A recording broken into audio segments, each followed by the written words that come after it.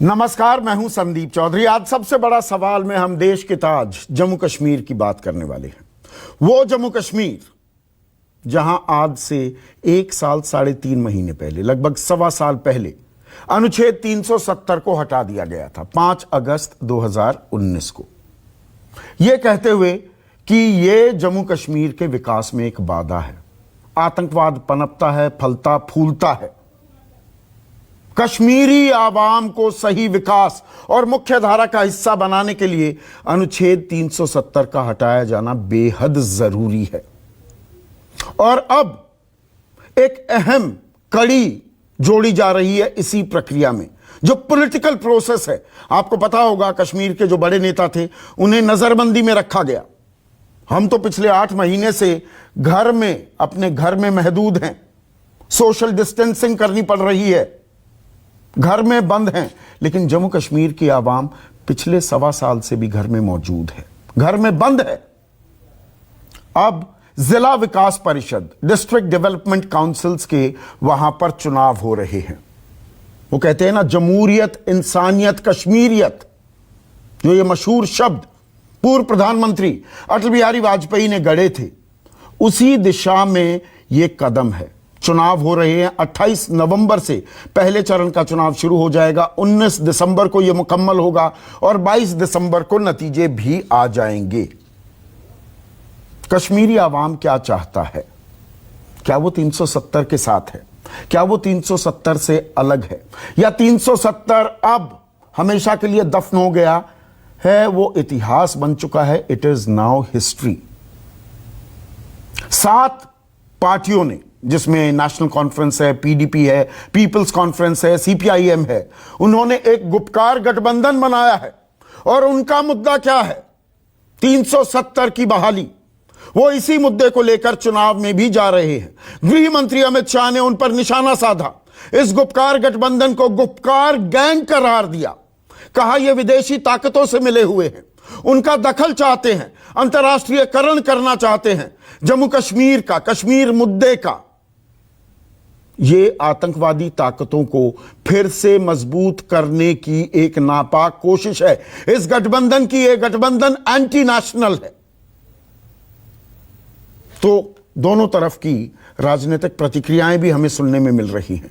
और इस बीच खबरें यह भी आ रही हैं कि जो उम्मीदवार हैं इन चुनावों के लिए, उन्हें क्लस्टर अकोमोडेशन में रखा जा रहा है, प्रचार की इजाजत नहीं दी जा रही है। और उसके पीछे एक वजह है, आतंकवाद ने फिर से अपना मुंह बाया है। 2 दिन पहले नगरोटा में एक आतंकी साजिश को नाकाम किया गया। हाईवे पर यह आतंकवादी वारदात को अंजाम देने की नापाक कोशिश थी और सीधे तार जुड़े हैं आईएसआई से, पाकिस्तान से। और प्रधानमंत्री मोदी ने ट्वीट भी किया। प्रधानमंत्री मोदी ने कहा, पाकिस्तान स्थित आतंकवादी संगठन जैश ए मोहम्मद से जुड़े 4 आतंकवादियों का सफाया और उनके पास बड़ी मात्रा में हथियारों और विस्फोटकों की मौजूदगी का होना यह संकेत देता है कि वो बहुत बड़े हमले की फिराक में थे, लेकिन उनके प्रयासों को एक बार फिर से नाकाम कर दिया गया है। हमारे सुरक्षा बलों ने एक बार फिर अत्यंत बहादुरी और पेशेवर रवैये का प्रदर्शन किया। उनकी सतर्कता के कारण जम्मू कश्मीर में जमीनी स्तर की लोकतांत्रिक प्रक्रिया पर हमले की नापाक साजिश की हार हुई है।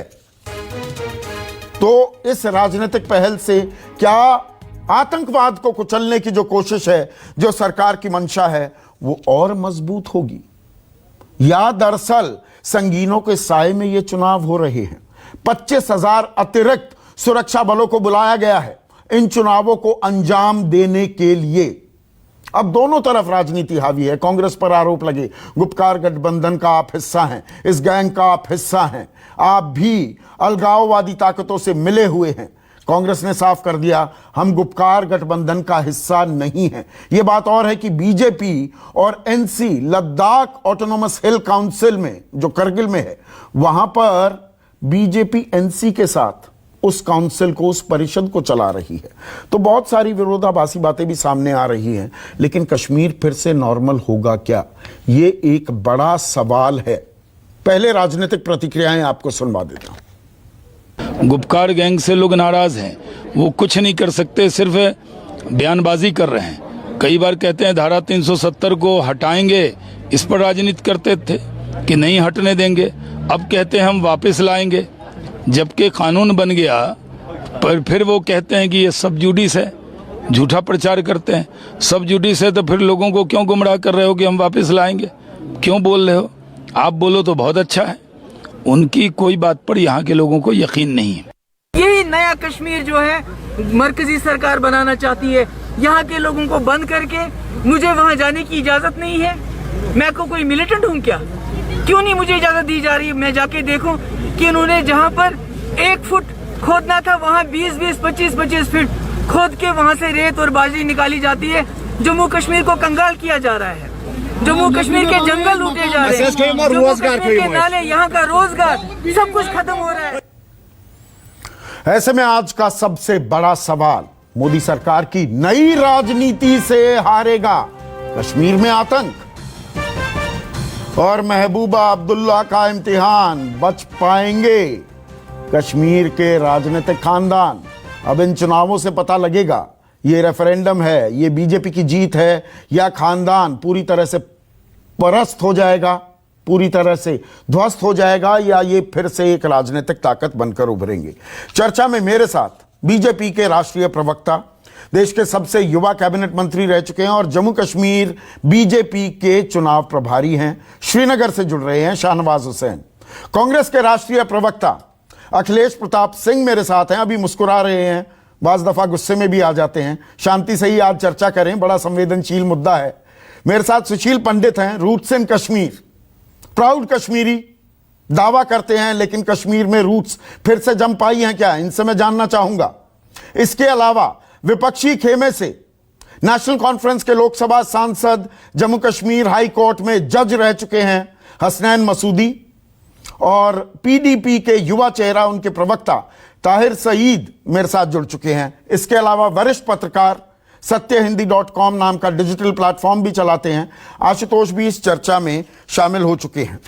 तो मेरा सवाल, और आप मंत्री थे उस सरकार में जब कहा गया जमहूरियत, इंसानियत, कश्मीरियत, इसे बहाल करना सर्वोपरि है, सबसे जरूरी है, देश के इस ताज में ये तीनों चीज होनी चाहिए। तो ये जो चुनाव हो रहे हैं, शाहनवाज हुसैन, और आप चुनाव प्रभारी हैं बीजेपी के, जमहूरियत, इंसानियत, कश्मीरियत बहाल होगी?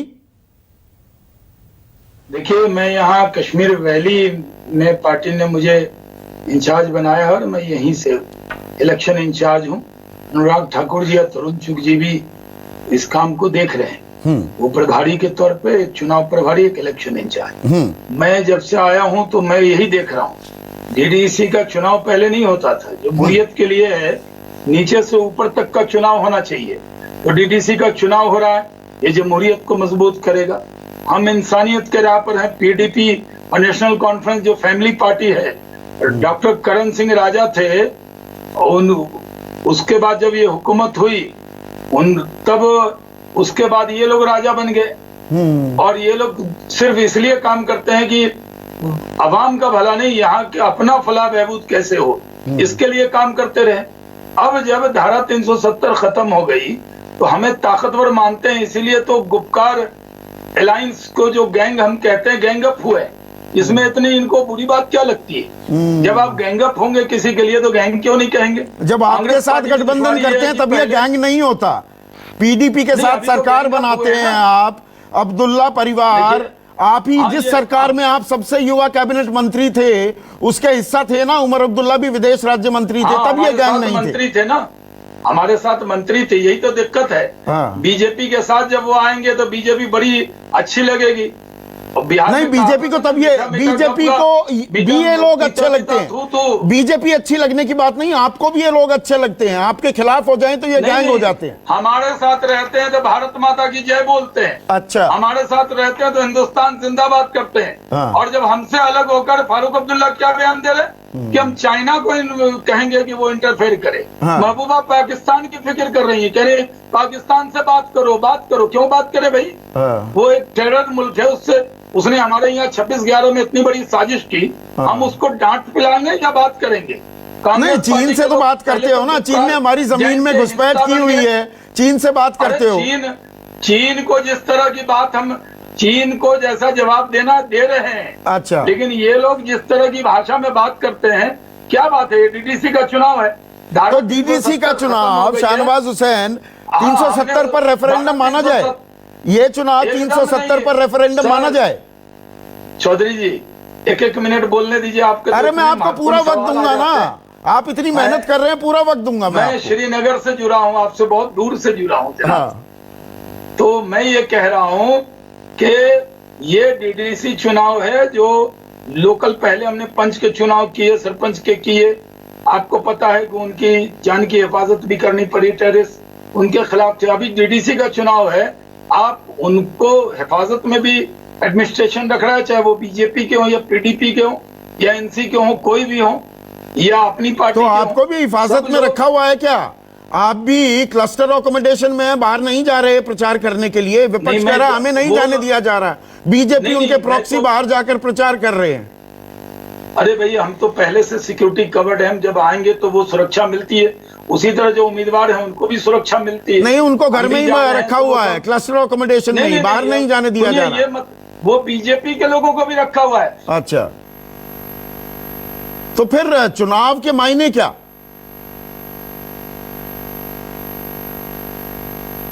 आ रही है जी। हाँ, मैं ये कह रहा हूँ कि हम लोगों ने भी, जब पंजाब में भी चौधरी जी चुनाव हुए थे, तो उस चुनाव के अंदर जब टेररिज्म था वहां, तो उम्मीदवार की रक्षा करनी होती थी। यहाँ किसी भी पार्टी का उम्मीदवार है जो चुनाव लड़ रहा है, एडमिनिस्ट्रेशन उसकी पूरी सुरक्षा कर रही है। नहीं, सुरक्षा करनी चाहिए और ये जिम्मेदारी है सरकार की, और पाकिस्तान अपने नापाक इरादों को अंजाम देने की कोशिश करता है, बिल्कुल जरूरी है। बहुत अच्छी बात कही आपने। हाँ। मैं कल कुलगाम में गया था, तो वहाँ हमारे भी जो उम्मीदवार थे डीडीसी के वो आए, उन्होंने कहा कि साहब हमें जहाँ ले जाते हैं फिर सिक्योरिटी देते हैं, थोड़ा टाइम ज्यादा बढ़ना चाहिए प्रचार का। सबसे पहली हमारी ये प्राथमिकता है कि हम इनकी हिफाजत भी करें, जो डेमोक्रेसी में। ठीक है, हिफाजत होनी चाहिए। अब मेरे सवाल का हल कैसे आप किनारा कर गए? 370 पर रेफरेंडम है क्या ये चुनाव? 1.25 साल बाद चुनाव हो रहे हैं, ये रेफरेंडम है 370 पर? चौधरी जी, 370 दफन हो चुका है, और जो दफन हो जाता है वो वापिस नहीं आता। 370 तो खत्म हो गया ना जनाब, पार्लियामेंट से कानून बना के खत्म हो गया। अब इस पर नहीं, चुनाव हारते हैं तो इस गुपकार गठबंधन को, जिसे आप गैंग कहते हैं, मजबूती मिलेगी ना। आप कह रहे हैं खानदान को ध्वस्त कर देंगे, परास्त कर देंगे, तो ये खानदान तो फिर खड़ा हो जाएगा कि देखिए जो हम बात कह रहे थे वही बात नतीजों में आ गई। देखिए चौधरी जी, चुनाव के अंदर हार जीत होती रहती है। अच्छा, देखिए बिहार में हमें नहीं उम्मीद थी कि तेजस्वी यादव इतनी सीट ले जाएंगे, लेकिन कांग्रेस बैठ गई तो पूरा तेल निकल गया, लालटेन बुझ गया। तो प्रॉब्लम ये है, हमें चुनाव में नतीजा थोड़ी पता होता है। हमें तो एग्जिट पोल में लग रहा है आप हमेशा ताल ठोकते हैं, लेकिन स्पष्ट बहुमत प्राप्त हो गया। ताल नहीं ठोकेंगे तो क्या कहें, आपके प्रोग्राम में आके कहें हम हारने वाले हैं। तो मतलब जिला विकास परिषद के चुनाव जीतेंगे ना, बोलिए, और ये रेफरेंडम होगा। थोड़ा देखिए, कनेक्शन की दिक्कत है, और ये दरअसल कश्मीर और भारत में जो दूरी है ना, उसका भी एक प्रकटीकरण यहां पर सिग्नल्स में भी दिख रहा है। शाहनवाज हुसैन, ये जो कनेक्शन कट रहा है ना कश्मीर और भारत के बीच, ये कनेक्शन नहीं कटना चाहिए। लेकिन हसनैन मसूदी साहब, क्या ये चुनाव 370 पर भी रेफरेंडम के तौर पर देख रहे हैं क्या आप? देखिए, भारतीय जनता पार्टी है जो मरकजी सरकार है, वही तो इसको रेफरेंडम मान रही है। क्योंकि देखिए, होम मिनिस्टर साहब ट्वीट कर रहे हैं, 2, 3, 4 मंत्रियों को भेजा जा रहा है, तो हर रोज कोई ना कोई मंत्री आता है। तो देखिए ना, इसका जो रेफरेंडम बनाने की जो प्रयास है वो तो उन्हीं का है ना। और दूसरी नहीं, प्रयास क्या, अगर आप हारते हैं इन चुनावों में, correct me if I am wrong Hasnain Masoodi साहब, तो ये अब्दुल्ला परिवार, मुफ्ती परिवार, इनका तो फिर सफाया हो जाएगा, फिर जमीन क्या बचेगी? हारने का सवाल ही पैदा नहीं होता, लेकिन ये हर एक प्रयास करते हैं। पहले जो टाइम फ्रेम दे दिया इलेक्शन का, वो भी रोलर कोस्टर दिया ताकि कम से कम वक्त मिले। दूसरी बात ये है कि अब लेवल प्ले फील्ड जैसे आपने निशानदेही की, वो दे ही नहीं रहे हैं। ये सिर्फ एक पार्टी के उम्मीदवारों को फ्रीडम दे रहे हैं, पूरा घूमने का, फिरने का, प्रचार करने का। बाकी सबको कोई 60 मील दूर अपनी नहीं, शाहनवाज हुसैन कह रहे हैं ये इंडियन एक्सप्रेस ने भी नहीं, रिपोर्ट किया कि बीजेपी के उम्मीदवारों को भी क्लस्टर अकोमोडेशन में रखा जा रहा है। नहीं, बिल्कुल कल ही आपकी रिपोर्ट आई कई एक इलाकों से जहां खुद ये भी थे, शहनवाज साहब भी थे, बाकायदा ये प्रचार कर रहे थे। लेकिन जो हमारे हैं उनको दिन में 12 बजे गाड़ी अगर आएगी 5 लोगों को इकट्ठे लेकर इलाके में लेकर 2 घंटे के बाद वापस, और 60 किलोमीटर दूर। अगर खाक का कोई उम्मीदवार है वो बुलवाड़ पर है, अगर कोकरनाग का है वो पहलगाम में। देखिए बात यह है, जब आप हर एक प्रयास कर रहे हैं, हर एक कोशिश कर रहे हैं कि एक लेवल प्ले फील्ड, एक बात करने का मौका नहीं दिया जाए, किसी को अपनी बात रखने का मौका नहीं दिया जाए, तो फिर अगर ऐसा माहौल यहाँ पर है तो चुनाव ही क्यों करने थे? नहीं, क्या आप चुनाव नहीं लड़ना चाहते हैं? आप चुनाव का भी हिस्सा हैं। देखिए, you can't have your cake and eat it too, Hasnain Masoodi साहब। नहीं, बात ये संदीप जी, बात ये कि अगर आप इतना परेशान है, अगर आपके पास इतनी कंस्ट्रेंट्स हैं कि आप कैंडिडेट्स को चुनाव प्रचार करने का मौका ही नहीं दे रहे हैं, वो लोगों के साथ वो मुलाकात ही नहीं कर पा रहे हैं। एक मिनट शाहनवाज भाई, एक एक करके क्या फायदा होगा? तो क्या देखिए, बात यह है कि लोगों एक लेवल प्ले फील्ड दीजिए, हर एक को अपनी बात। नहीं, लेवल प्लेइंग फील्ड तो दी जाएगी, लेकिन पाकिस्तान अपनी नापाक मंसूबों को अंजाम देने की कोशिश करेगा। आप मुझसे बेहतर जानते हैं, 2 दिन पहले नगरोटा में जिस आतंकी साजिश को अंजाम देने की कोशिश की गई, ISI से उसके तार जुड़ रहे हैं, तो फिर सुरक्षा दी जाएगी ना। संदीप जी, जब आपने 5 अगस्त वाले फैसले किए, 15 महीने के बाद भी आप एक चुनाव कर रहे हैं और उसमें आप कह रहे हैं कि ऐसा माहौल है कि हम उसको मौका नहीं दे सकते, तो आप खुद ही अपना फैसला सुना रहे हैं कि आपने क्या फैसला किया था 5 अगस्त को, और क्या जो मार्केट जिन चीजों पर किया था, जिन एक्शंस, क्या वो पूरी हो गई? भाई नहीं है जमीनी सतह पर। हमारी भी ये दिक्कत है कि सारे देश को गुमराह किया गया और सारे इतना नुकसान कभी नहीं पहुंचाया गया जो मुल्क को जितना इस फैसले से पहुंचाया गया। आज 15 महीने के बाद भी आप इस स्थिति में नहीं है कि आप एक चुनाव निष्पक्ष करें, अच्छे तरीके से करें, लोगों को मौका दे बात समझने की।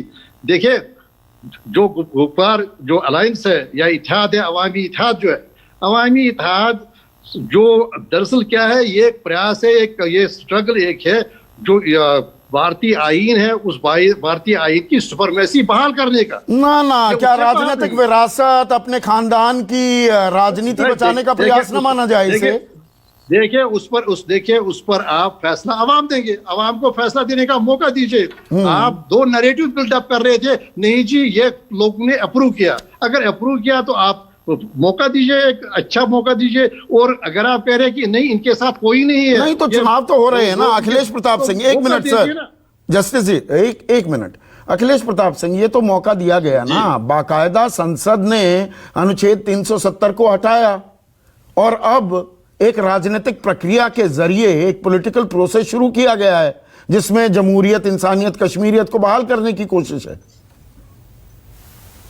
देखिए, बीजेपी सिर्फ सत्ता के लिए कुछ भी अगर करती है तो सिर्फ सत्ता के लिए करती है। और 6 सालों से आप लोग और बीजेपी और हम लोग सुनते हैं, बीजेपी और चैनल के लोग बताते हैं कि अब कश्मीर में आतंकवाद खत्म, अब पाकिस्तान खत्म। जब मोदी जी आए तब से शुरू हुआ, नोटबंदी से के बाद 1 साल तक चला, अब आतंकवाद का खात्मा है, अब बचेगा नहीं, ना पाकिस्तान बचेगा, ना आतंकवादी बचेंगे, ना कोई बचेगा। फिर उसके बाद PDP से समझौता किया तो अब नहीं बचने वाला आतंकवाद।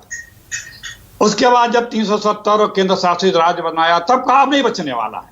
रोज बताते हैं कि अब आतंकवाद खत्म है और आतंकवाद बचने वाला नहीं है और आतंकवाद बढ़ता जा रहा है, रोज कहते भी हैं। तो ये बीजेपी से सत्ता चाहिए। ये जो गुपकार गैंग है जिसको बताते हैं गैंग, हर चीज जो इनसे सहमत नहीं वो गैंग है। तो एक तो गुपकार गैंग है और दूसरा ये फुफकार गैंग है। ये जो फुफकार गैंग है जब पश्चिम की तरफ पाकिस्तान के बॉर्डर की तरफ सर घुमाता है तो इसकी जुबान कैंची की तरह से चलती है, और जब पूरब की तरफ चीन के बॉर्डर पे सर घुमाता है तो इसके जुबान पे दही जम जाती है। तो ये जो फुफकार गैंग देख के नहीं, तो एक गुपकार गैंग है, एक फुफकार गैंग है। आप कहाँ हैं? आप कौन से हिस्से में? अरे हम पॉलिटिकल पार्टी हैं, हम गैंग नहीं, हम राजनीतिक दल हैं, हम राजनीति कर रहे हैं। अच्छा, आप राजनीति हारने के लिए करते हैं? अब हार जीत की बात अलग होती है, कौन हारता कौन जीतता, लेकिन हम समझौते नहीं करते हैं।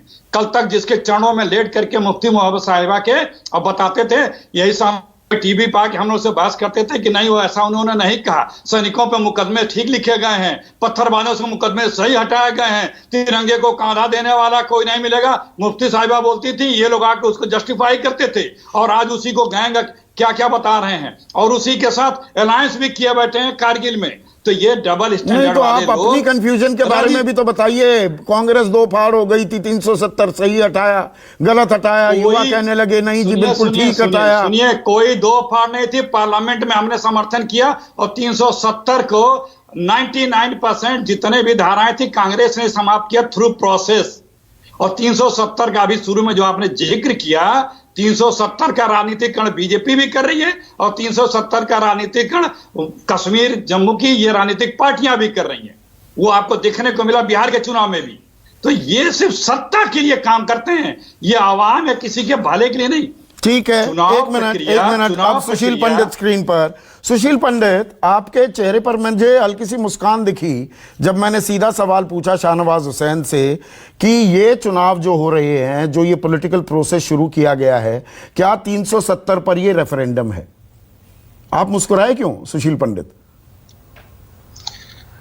देखिए, सबसे पहले तो मैं इस बात पे मुस्कुराया चौधरी साहब कि मैं यहाँ दिल्ली में बैठा हूं और शाहनवाज भाई मेरे घर पहुंचे हुए हैं।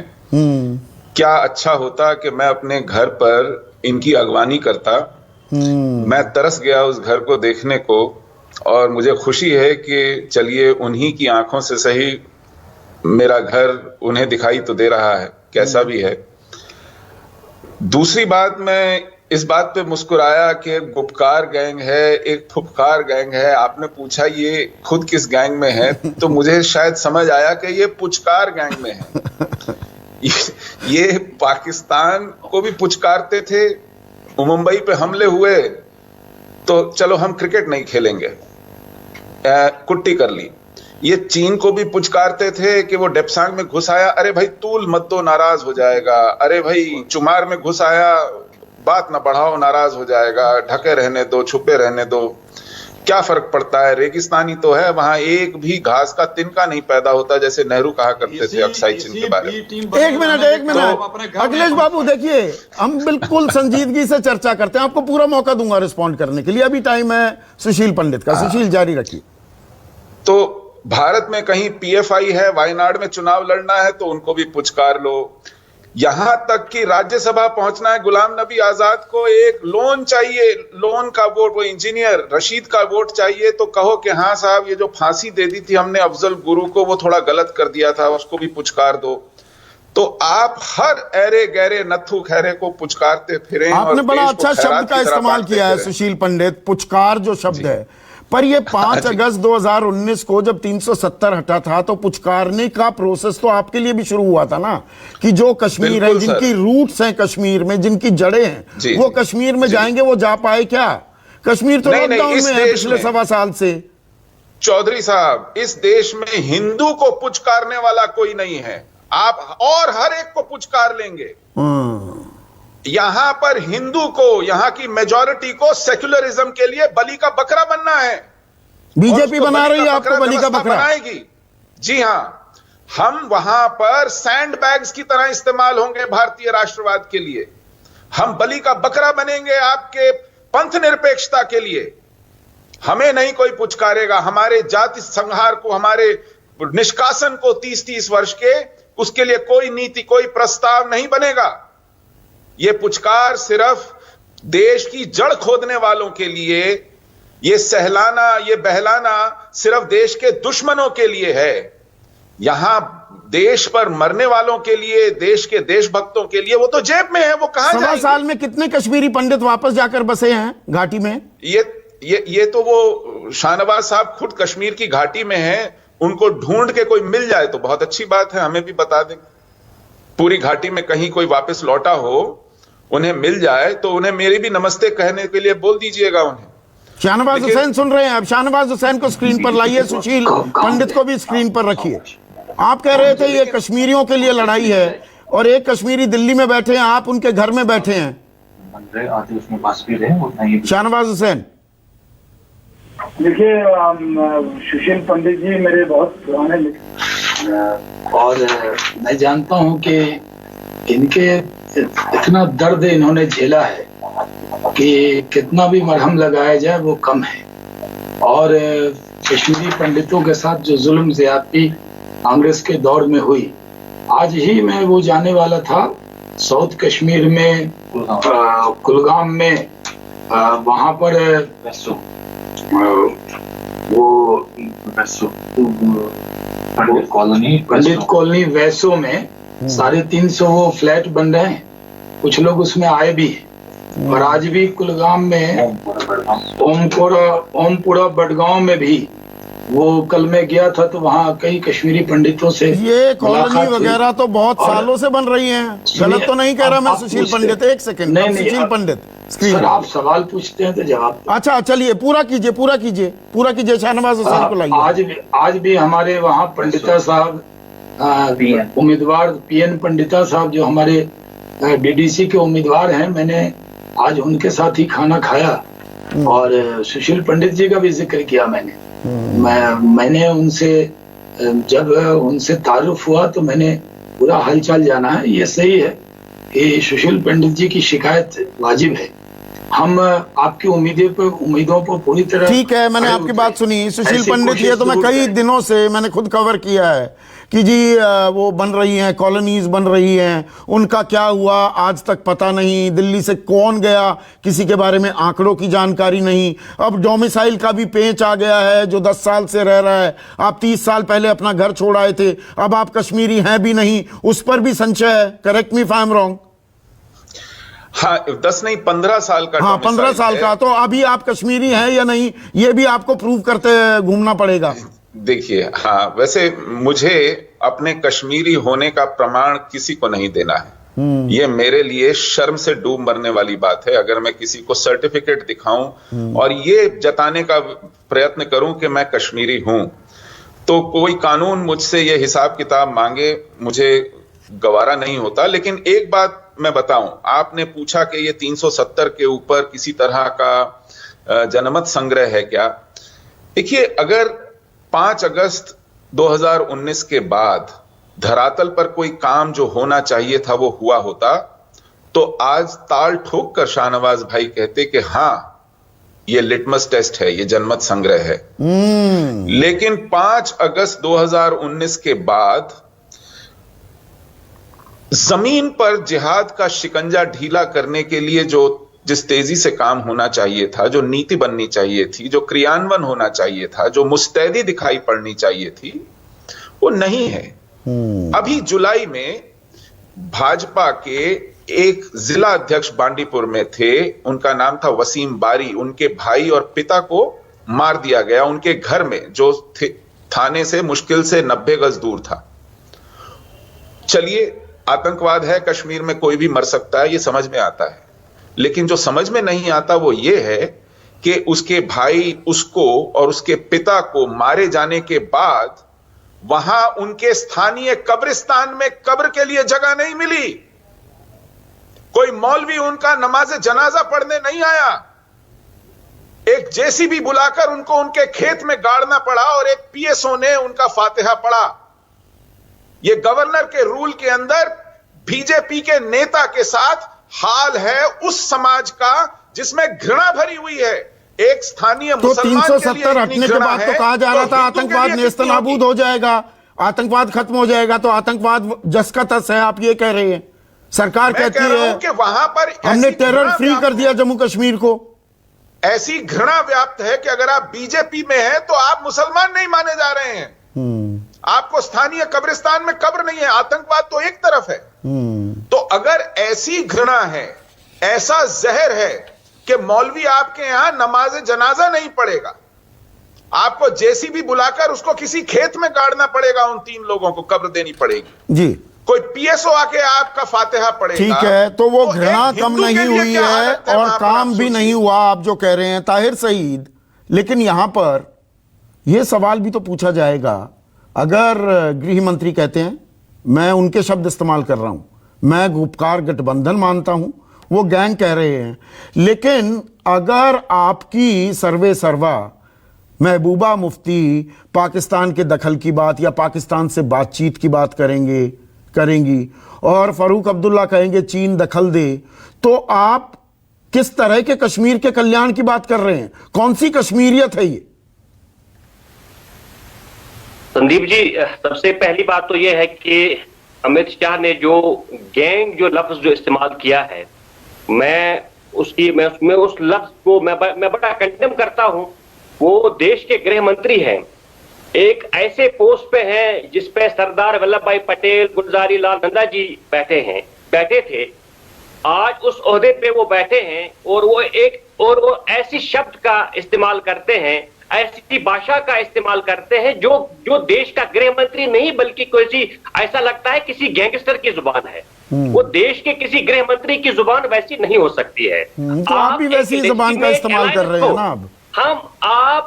आप एक लेजिटिमेट अलायंस को, जो एक पॉलिटिकल पार्टीज का अलायंस है, जो इलेक्टेड रिप्रेजेंटेटिव्स है यहाँ के, जो 3 फॉर्मर चीफ मिनिस्टर्स हैं, जिसमें तकरीबन 40 से ज्यादा जो है फॉर्मर मिनिस्टर्स हैं, जिसमें 150 से ज्यादा फॉर्मर लेजिस्लेटर्स हैं, और आज आप उस चीज को आप उसको गैंग कहते हैं। गैंग क्यों कह रहे हैं? ये गैंग का लफ्ज इसलिए इस्तेमाल किया जा रहा है कि इनकी जो टांगे जो है वो कांप रही हैं। जब मैं शहनवाज भाई को अभी सुन रहा था तो शहनवाज भाई की बातों से वो बराबर लग रहा था कि वो महसूस मुझे हो रहा था कि इन्हें कितनी घबराहट है। शहनवाज जी ने खुद यहाँ पे आके देखा कि ये 200 से ज्यादा लोग अपने जलसे में जमा नहीं कर पा रहे हैं। इतने घबराहट हो गई है कि ये हमारे कैंडिडेट्स को नहीं, बीजेपी की घबराहट तो बीजेपी संभालेगी। मैं आपसे सवाल कर रहा हूं ना ताहिर भाई, एक मिनट। आपकी घबराहट क्या है कि महबूबा मुफ्ती कहती है पाकिस्तान से बात करो, फारूक अब्दुल्ला कहते हैं चीन दखल दे। ये आपकी कौन सी पॉलिटिक्स है? आप भारत के हिस्सा हैं, आप चीन और पाकिस्तान की तरफ क्यों देख रहे हैं? संदीप जी मैं आपके सवाल का जवाब दे दूंगा। देखिए, 2-3 दिन पहले यहाँ लाइन ऑफ कंट्रोल पे शेलिंग हो गई, दोनों साइड से शेलिंग हो गई।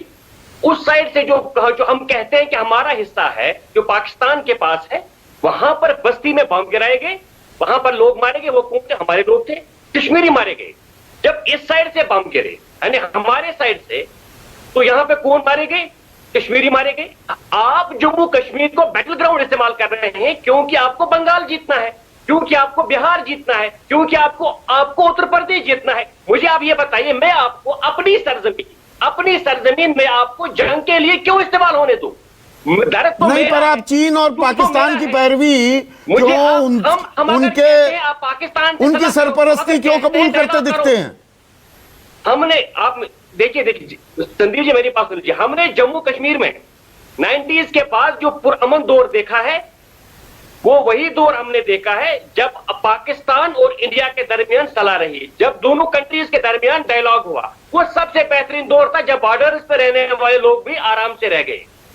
उन्होंने भी अरे वाह, वो यहाँ पर दहशतगर्दी करेंगे, हमारे मासूमों को, कश्मीरी भाइयों को मारेंगे और हम उनसे बात करें। आप मुझे एक बात बताइए, उनको आप अंदर आने ही क्यों देते हैं? अगर बॉर्डर पे इतनी सुरक्षा है, वो अंदर कैसे आते हैं? इस सवाल का जवाब चाहिए। अगर पिछली बार प्रधानमंत्री ने कहा कि हमने सर्जिकल स्ट्राइक की, तो उसके बाद भी क्यों हो रहा है? आपने कहा बार प्रधानमंत्री जी, अभी कोई कह भी रहे थे आपके डिबेट में कि डिमोनेटाइजेशन हो गया, अब कहा कि अब जी यहाँ पर टेररिज्म खत्म होगा। उसके बाद जो है दोबारा तो सुशील पंडित कह रहे हैं ना, वहां पर घृणा फैली हुई है, नफरत की पौध इतनी मजबूत हो गई है, वहां पर लोकल एलिमेंट्स भी इस्तेमाल होते हैं ना। गलत कह रहे हैं क्या सुशील पंडित जी को? वो नफरत सुशील जी को दिखाई दे रही है। यहाँ पे ग्राउंड पे कोई नफरत नहीं है, बल्कि हम अपने अधिकारों के लिए, अपने अधिकारों की जंग लड़ रहे हैं। आपने जम्मू कश्मीर के लोगों को ह्यूमिलेट किया 5 अगस्त 2019 को। आपने उनको अपने घरों में बंद करके रख के उनके फ्यूचर के बारे में फैसला लिया, जो फैसला मेरे फ्यूचर का है। मैं उसमें पार्टी ही नहीं हूं। मुझे आप ये बताइए, मेरे घर का फैसला करके दूसरा क्यों करेगा मेरे घर का फैसला कि मुझे क्या चाहिए, मुझे क्या पसंद है? अगर आपको 370 हटाना है, उस पे आपको Jammu and Kashmir constituent assembly, वो तो 56 में खत्म हो गई थी ना। मैं उन टेक्निकलिटीज में नहीं जा रहा हूं। वो मैं आपको वही कह रहा हूं। आप देख लीजिए, टेक्निकलिटीज की तो बात है।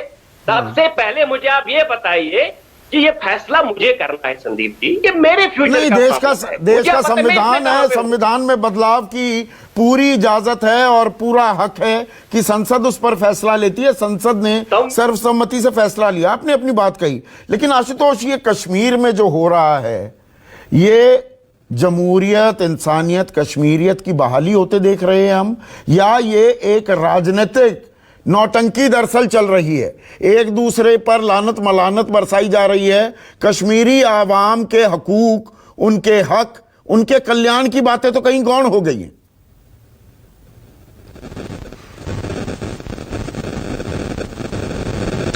देखिए संदीप, दो तीन चीजें समझना बहुत जरूरी है।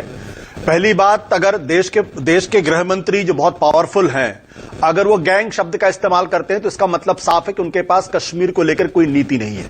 और मेरा साफ मानना है कि सरकार के पास कोई कंसिस्टेंट जो पॉलिसी होनी चाहिए कश्मीर को लेकर, वो पॉलिसी नहीं है, जिसका नतीजा यह है कि कभी आप धारा 370 हटाते हैं और फिर कहते हैं कि धारा 370 की वजह से आतंकवाद था। आज पिछले 1.5 साल से मैं सुशील पंडित की बातों से अक्सर मैं सहमत नहीं होता हूं, लेकिन आज उन्होंने बड़ी मार्के की बात की है कि भाई पिछले 1.5 सालों से कश्मीर के अंदर जमीन पर अगर काम हुआ होता तो आज ये हालात पैदा नहीं होते। जिन लोगों को आपने पीएसए लगाकर राष्ट्रद्रोही घोषित करके, गद्दार घोषित करके आपने नजरबंद रखा, जेल के अंदर रखा, और उसके बाद आप उनको छोड़ देते हैं, फिर उनसे आप चुनाव में हिस्सा लेने की उम्मीद करते हैं, और जब वो कोई गठबंधन बनाते हैं तब आप उनको गैंग साबित कर देते हैं। इसका मतलब यह है कि आपके पास वो दूरदृष्टि है ही नहीं कि कश्मीर दरअसल समस्या है क्या। कश्मीर समस्या को अगर किसी आदमी ने बहुत करीने से समझा तो अटल बिहारी वाजपेयी थे, जिन्होंने बड़ी जिम्मेदारी के साथ कहा था कि कश्मीरियत, जमहूरियत, इंसानियत, जो सत्ता में होता है, जो बड़े पदों पर होता है, उसको अपना दिल बड़ा करना पड़ेगा। कश्मीर की समस्या जमीन की समस्या नहीं है, इसको समझना पड़ेगा। कश्मीर की समस्या वहां के लोगों को साथ लेकर चलने की समस्या है। अगर आप उनको कॉन्फिडेंस नहीं देंगे तो वहां नफरत का वातावरण ही फैलेगा, और ये नफरत का वातावरण कोई 2014 के बाद से नहीं फैला है। ये नफरत का वातावरण 1989 से फैला हुआ है, तब से ये हालात यहां पे खराब हुए हैं। मैं आपको याद दिला दूं कि जो लोग बार बार 26/11 की बात करते हैं, वो भूल जाते हैं कि अटल बिहारी वाजपेयी की सरकार थी जब करगिल हुआ था, वो अटल बिहारी वाजपेयी की सरकार थी, बीजेपी की सरकार थी जब संसद पर हमला हुआ था। आप 26/11 की बात तो करते हैं, लेकिन आप ये भूल जाते हैं कि कश्मीर के अंदर 2011 में टूरिज्म वापस लौटा था, एक उम्मीद लौटी थी कि कश्मीर के अंदर वापस शांति बहाली हो सकती है। लेकिन अगर कभी आप पठानकोट पर हमला होता है, आप आईएसआई को बुला लेते हैं, आईएसआई जांच करती है, उसके बाद आप नवाज शरीफ के पास अचानक चले जाते हैं, उनको आप केक खिलाते हैं, और फिर आप कहते हैं कश्मीर से जो पाकिस्तान से बात करेगा वो देशद्रोही है, वो गद्दार है। तो आप समझ लीजिए पाकिस्तान, फिर हमारी कश्मीर नीति क्या, हमारी पाकिस्तान नीति क्या है। देखिए दुनिया बहुत तेजी से बदल रही है। जिस इजराइल के साथ मिडिल ईस्ट में कोई देश साझा नहीं होना चाहता था, आज 3 देश जो हैं वो उसी इजराइल के साथ खड़े होकर संधि कर रहे हैं, चाहे वो सऊदी अरेबिया हो, चाहे बहरीन हो, चाहे वो सूडान हो। तो बातचीत तो हमें करनी पड़ेगी, बिना बातचीत के किसी समस्या का समाधान नहीं हो सकता। अगर आप एक दूसरे के खूंखार दुश्मन भी हैं, यहां तक कि जो माफिया गैंग भी होते हैं, वो भी एक दूसरे से बात करते हैं ताकि शांति रहे, खून खराबा ना हो। तो मेरा बहुत स्पष्ट तौर पे मानना है, ये डीडीसी का जो इलेक्शन है, अगर आप किसी को गैंग कहेंगे और आप खुद उसी करगिल में जाके नेशनल कॉन्फ्रेंस के साथ समझौता करके अगर आप चुनाव लड़ेंगे, तो ये साफ दर्शाता है कि आपके पास कोई नीति है। 1 मिनट शाहनवाज भाई, मैं आ रहा हूं। अब मैं सबसे क्विक कमेंट चाहूंगा। 1 मिनट शाहनवाज भाई। नहीं, पाकिस्तान से बातचीत के पैरोकार हैं क्या, ये बता दें। नहीं, वो तो आप किया करते हैं। उन्होंने एक हिस्टोरिकल पर्सपेक्टिव दिया। देखिए, अब इसमें नुक्ताचीनी में नहीं घुसते। मैं एक अहम सवाल आप सभी से, आखिरी 5 मिनट हैं, शाहनवाज भाई आपसे मैं शुरू कर रहा हूं। देखिए, दरअसल जम्मू कश्मीर हमारा हिस्सा है ना, कश्मीरी हमारे ही भाई हैं। क्या वहां पर अभी भी 1.25 साल बाद भी भरोसे की एक कमी दिखती है क्या? मेरा सवाल बिल्कुल पॉइंटेड और लिमिटेड है। देखिए, आप वहां हैं इसलिए पूछ रहा हूं। आज आपकी जो डिबेट है वो बहुत इंपॉर्टेंट है, इसमें को मैं पॉइंट स्कोर करने के लिए नहीं बैठा हूं। ठीक है, आशुतोष जी की अपनी नजर है, अपना चश्मा है, अपना नजरिया है, तो वो अपने तरह से देखते हैं। उनको गिलास हरदम आधा खाली दिखता है, मुझे आधा भरा हुआ। कश्मीर में अभी भरोसे की कमी है क्या? हाँ, भरोसे, देखिए भरोसा तो इतने दिन तक सेपरेटिस्ट ने, हुर्रियत ने, टेररिस्ट ने, एनसी ने, पीडीपी ने इतनी गलतफहमी पैदा की थी कि वो भरोसा बनने में वक्त लगा होगा, लेकिन धारा 370 कोई इशू अब यहाँ पे नहीं है। नहीं, दूसरी बात यह है सुशील पंडित कह रहे हैं पिछले सवा साल में जो काम होना चाहिए था काम नहीं किया गया, इसलिए अभी भी नफरत का, घृणा का वातावरण है। नहीं, ये देखिए, जो हम लोग वो काम कर रहे हैं, बड़ी ईमानदारी से कर रहे हैं। लेफ्टिनेंट गवर्नर मनोज सिन्हा जी आए हैं, लेकिन कोरोना काल है, यहाँ टूरिज्म ही तो सबसे बड़ा केंद्र है। और आप जानते हैं कि आज पूरी दुनिया के होटल बंद है, टूरिज्म इंडस्ट्री बंद है। कोरोना की सबसे बड़ी मार तो कश्मीर को तो दोहरा मार मिला, टेररिज्म का मिला। सवा साल में खत्म हुआ तो टूरिज्म के लिए जो काम करना है वो सब पाइपलाइन में है। ठीक है सुशील पंडित, स्क्रीन पर देखिए, क्विक कमेंट चाहूंगा, ब्रीफ कमेंट चाहूंगा। सुशील पंडित, आप ही की बात को आगे बढ़ा रहा हूं। भरोसे की एक कमी है क्या? अब सवा साल में 3 उपराज्यपाल भी बदले गए। मनोज सिन्हा का इन्होंने जिक्र कर दिया, 2 और पहले हट चुके हैं। ये सवा साल में हो गया। एक भरोसा, एक राब्ता नहीं कायम हो पा रहा है क्या? हाँ, मुझे लगता है कि जमीन पर जो बदल दिखाई पड़ना चाहिए था वो नहीं है। ईमानदारी से कह रहा हूं, रिपोर्ट्स जो हैं, जो नौकरशाही पर शिकंजा था, वहां की स्थानीय जुडिशरी पर, पुलिस पर, मीडिया पर, एकेडमिया पर, सिविल सोसाइटी पर, देखिए 70 साल 370 ने इस शिकंजे को पोषित किया है। उस पकड़ को ढीली करना था। लेकिन आप गवर्नर के एडवाइजर्स देख लीजिए, आपको दिख जाएगा कि ये फिर वही ढाक के 3 पात हैं।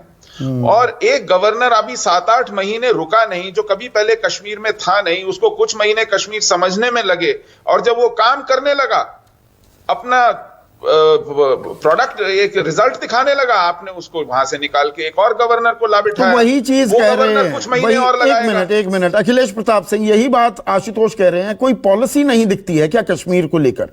कश्मीर बहुत ही सामरिक लिहाज से, सुरक्षा के लिहाज से, राजनयिक लिहाज से बहुत अहम स्टेट है। यूटी हो गया, अब मैं स्टेट शब्द इस्तेमाल कर रहा हूं। देखिए, मैंने पहले ही कहा, बीजेपी को सिर्फ सत्ता के कैसे मिले उसके लिए काम करते। कश्मीर बीजेपी के लिए मुद्दा है, लेकिन कश्मीर के लिए नहीं है, वो पूरे देश के लिए है।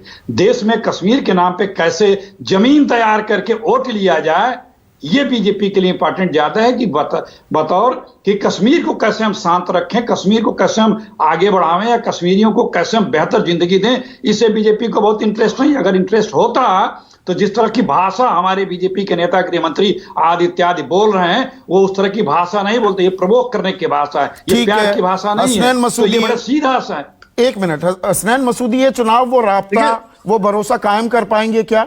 ये क्या अहम कदम होगा? देखिए, पहली बात ये संदीप जी की, जो शाहनवाज साहब कह रहे हैं कि दफना गया, मर गया, उन्हें कहिए क्या फ्रेमवर्क एग्रीमेंट कभी मर गया? क्या बोडो एग्रीमेंट अभी आपने नहीं किया 70 साल के बाद? 10,000 किलोमीटर की, स्क्वायर किलोमीटर की टेरिटरी नहीं दी बोडोलैंड की, बोडो टेरिटरी। क्या फ्रेमवर्क एग्रीमेंट पर आप काम नहीं कर रहे हैं? देखिए, बात यह, ये निराशा के सौदागर हैं, मायूसी फैलाना चाहते हैं, मायूसी की खेती करते हैं। 370 की वापसी, 35 की वापसी, खुसूसी दर्जे की वापसी का पूरी कुव्वत के साथ उसी की तरफ हम जा रहे हैं। वही हम मांग रहे हैं, और हम वही मांग रहे हैं जो कुछ हमें दिया था। और कांग्रेस के जो हमारे दोस्त हैं, उन्हें कहिए, क्या जो कश्मीर अकॉर्ड इंदिरा गांधी ने किया था, क्या उसमें वादा नहीं किया था कि 370 जो है वही गवर्न करेगा रिलेशनशिप की? जब 370 जब 1975 का 1975 का एग्रीमेंट कश्मीर अकॉर्ड हुआ, क्या उस वक्त उनको नजर नहीं आया टेम्पोररी था? ठीक है, ताहिर सईद, एक सेकंड सर, ताहिर सईद, पर 370 जब था, आतंकवाद भी था, कश्मीर कितना पीछे रह गया, कश्मीरी आवाम को उसके हक नहीं मिले, ये भी एक हकीकत है ना। 370 ने कोई कवच तो नहीं दिया था आपको कि आतंकवाद नहीं होगा। आतंकवाद फैल गया ना कश्मीर में। तो संदीप जी, जो पिछले 1.5 साल से जिस तरह का नैरेटिव बनाया गया पूरे देश में कि 370 जी यहाँ की डेवलपमेंट के लिए सबसे बड़ी रुकावट था, मुझे आप एक बात बताइए, क्या आप जानते हैं कि जम्मू कश्मीर देश के उन 10 राज्यों में से जहां सबसे ज्यादा डेवलपमेंट हुई है? उत्तर प्रदेश में कौन सा 370 था, वहां क्यों नहीं डेवलपमेंट हो पाई? बिहार में कौन सा 370 था, वहां क्यों नहीं डेवलपमेंट हो पाई? जम्मू कश्मीर में ह्यूमन डेवलपमेंट इंडेक्स में, HDI में जम्मू कश्मीर 8वें नंबर पे है, और हिली स्टेट्स में सबसे पहले नंबर पर है। हमारी पॉवर्टी रेट जो है वो 10% है। जिस गुजरात मॉडल को लेकर प्राइम मिनिस्टर बन गए हैं, उस गुजरात में जो है 18% जो है वो पॉवर्टी रेट है। नेशनल एवरेज आपका 25% है। क्राइम रेट में सबसे क्राइम रेट 0 है J&K में। आप मुझे बताइए जे.एंड.के जो जहां पर हाउसलेस और शेल्टरलेस लोग 0% है, मोस्ट डेवलप्ड स्टेट तो है। कितना पैसा दिया गया? केंद्र सरकार ने कितना पैसा दिया? उस पैसे की बिना पर इन खानदानों ने कितने पैसे कमा लिए? ये आरोप भी तो लगाती है बीजेपी। मोस्ट, आप मेरी बात सुन लीजिए, मोस्ट डेवलप्ड स्टेट्स में है। और करप्शन की बात जो ये बीजेपी वाले बार बार करते हैं, हम तो कहते हैं कर लो तहकीकात कहां करप्शन हो गया है। इनके प्रेसिडेंट से लेकर इनके एमपी तक सबके खिलाफ करप्शन के केस हैं। इन्होंने अमित शाह के बेटे को बीसीसीआई का सेक्रेटरी बना दिया। क्या वो नेपोटिज्म नहीं है? क्या वो करप्शन नहीं है? ठीक है आशुतोष, क्लोजिंग कमेंट। आशुतोष, तो अब वक्त ये आ गया है, क्या मैंने भरोसा शब्द आप ही की बातों से आगे बढ़ाई चर्चा, भरोसे की कमी और एक नीति की क्लैरिटी नहीं है क्या? सबसे जरूरी इस वक्त क्या वो हो जाता है चुनाव अभी कश्मीर के राजनीतिक प्रोसेस को, उस प्रक्रिया को, पॉलिटिकल प्रोसेस को शायद आगे ना बढ़ाए? क्या आप ये कह रहे थे? छोटा सा कमेंट।